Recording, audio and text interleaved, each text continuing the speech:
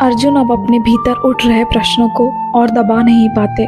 वे भगवान श्री कृष्ण से कहते हैं, हे मधुसूदन, मैं कायरता के कारण युद्ध से विमुख नहीं हो रहा हूँ, बल्कि धर्म को देखकर युद्ध से विमुख हो रहा हूँ।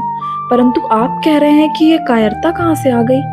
आप जरा सोचें कि मैं पितामह भीष्म और आचार्य द्रोण के साथ बाणों से युद्ध कैसे करूं?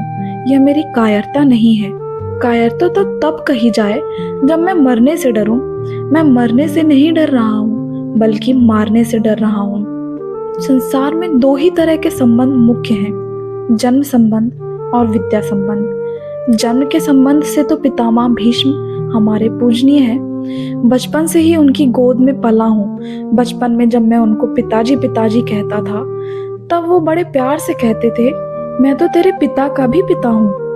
इस तरह वे मेरे पर बड़ा ही प्यार स्नेह रखते आए हैं। विद्या के संबंध से आचार्य द्रोण हमारे पूजनीय हैं। वे मेरे विद्या गुरु हैं। उनका मेरे पर इतना स्नेह है कि उन्होंने खास अपने पुत्र अश्वत्थामा को भी मेरे समान नहीं पढ़ाया। उन्होंने ब्रह्मास्त्र को चलाना तो दोनों को सिखाया, पर ब्रह्मास्त्र का उपसंहार करना मेरे को ही सिखाया, अपने पुत्र को नहीं। उन्होंने मेरे को यह वरदान भी दिया कि मेरे शिष्यों में अस्त्र शस्त्र कला में तुम्हारे से बढ़कर दूसरा कोई नहीं होगा। ऐसे पूजनीय पितामह भीष्म और आचार्य द्रोण के सामने तो वाणी से रे और तू ऐसा कहना भी उनकी हत्या करने के समान पाप है। फिर मारने की इच्छा से उनके साथ बाणों से युद्ध करना कितना भारी पाप की बात है।